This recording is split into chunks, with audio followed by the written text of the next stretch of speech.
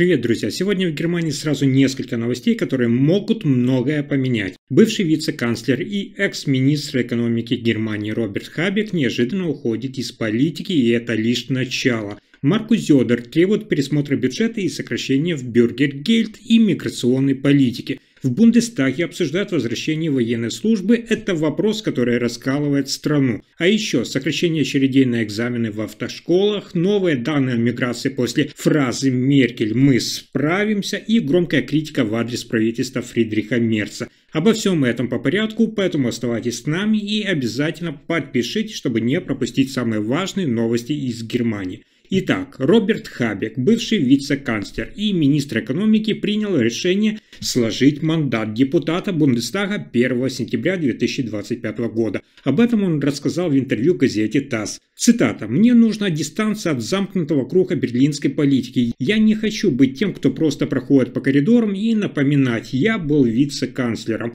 По его словам, он планирует уйти от роли критика пассивного наблюдателя. В ближайший год он будет работать за границей, учиться, преподавать и вести исследования, в частности, в Датском институте международных исследований в Копенгагене и в Калифорнийском университете в Беркли. Отметив, что после стремительного политического подъема от лидера партии до вице-канцлера и кандидата в канцлеры, ему важно сейчас переосмыслить свое место, Хабек подчеркнул, цитата: «Это не уход из политического дискурса. Если я вижу, что могу что-то важное сказать, я это скажу». Решение стало итогом серьезных размышлений после неудачного результата выборов, напомню, для зеленых около 11,6%. Хабек давно заявил, что больше не будет претендовать на руководящие позиции внутри партии. Французская газета тогда описала ситуацию, цитата: «То, чего ожидали от Хабека, уже не соответствует его внутреннему ощущению. Его уход комментаторы воспринимают как символ завершения целого этапа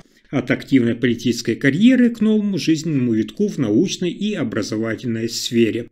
А дальше еще интереснее. Глава ХСС и премьер-министр Баварии Маркус Зёдер выступил с предложением провести серьезную ревизию федерального бюджета. По его словам, нужно начать экономить и реально сэкономить, особенно в таких областях, как система бюргергельд, закон об отоплении, миграционная политика и развитие. Например, пособие бюргергельд предлагает отменить, заменив его требованием к гражданам работать в выборе доступных вакансий, а выплаты на жилье существенно сократить. Также поддержка покупки и установки тепловых насосов, предусмотренную законодательством о зданиях, Зёдер предлагает уменьшить вдвое. Еще миграционная политика также стала предметом обсуждения. Он предлагает ограничить помощь тем, кто не имеет права на законное проживание и находится в процессе рассмотрения вопроса о возвращении. Кроме того, Зёдер настаивает на сокращении средств на развитие, особенно в адрес стран, не желающих принимать собственных граждан обратно. По его словам, эти меры должны освободить значительные средства для первоочередной поддержки экономики и в первую очередь среднему классу и рабочим.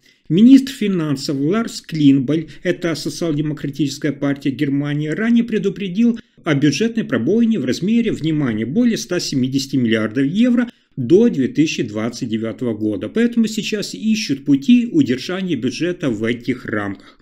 И еще одна важная новость. Законопроект министра обороны Бориса Писториуса о новой добровольной воинской службе ставит под сомнение саму идею. На нее надвигается серьезное давление со стороны Союза ХДС-ХСС.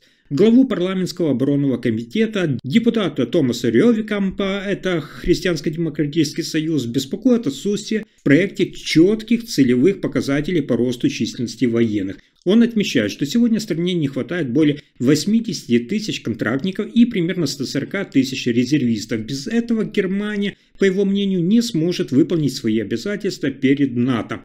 Рёвекамп убежден, рассчитывать лишь на добровольцев недостаточно.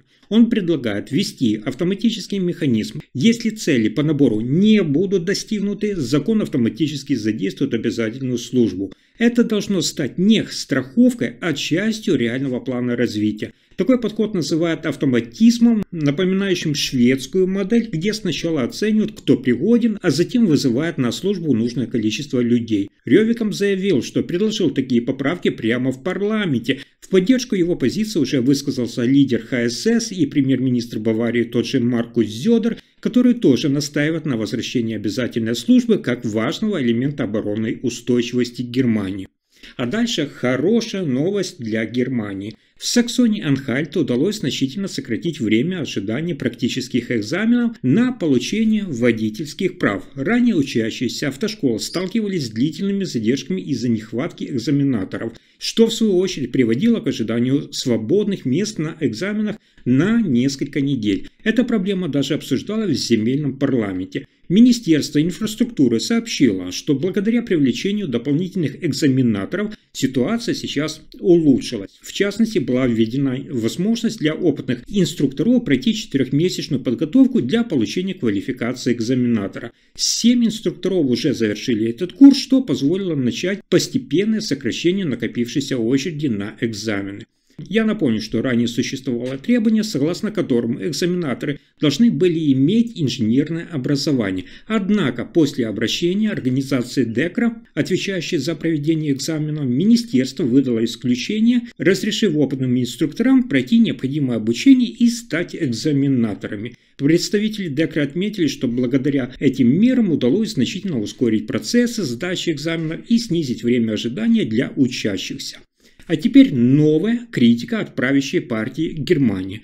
Генеральный секретарь Христианско-демократического союза ХДС Карстен Линнеман выразил критику в адрес миграционной политики Германии, подведя итоги десятилетия после знаменитого заявления Ангелы Меркель «Мы справимся». Линнеман отметил, что с 2015 года в страну прибыли, внимание, 6,5 миллиона человек, однако менее половины из них трудоустроены. Он подчеркнул, что такая ситуация вызывает серьезные вопросы и требует изменений. По его мнению, необходимо ограничить несанкционирование попадания в социальные системы и сосредоточиться на привлечении квалифицированных мигрантов на рынок труда. Эти меры, по его словам, должны стать приоритетом политики федерального правительства в 2025 году. Линнеман также отметил, что миграционная политика должна быть ориентирована на интеграцию мигрантов в трудовую сферу, а не на их зависимость от социальных пособий. Он подчеркнул важность создания эффективной системы, которая бы способствовала интеграции мигрантов в экономику, а не создавала бы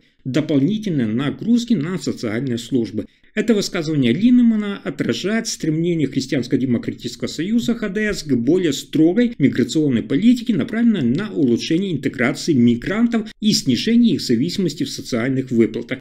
Если информация оказалась полезной, ставьте лайк, подписывайтесь на канал и делитесь видео. Спасибо за просмотр.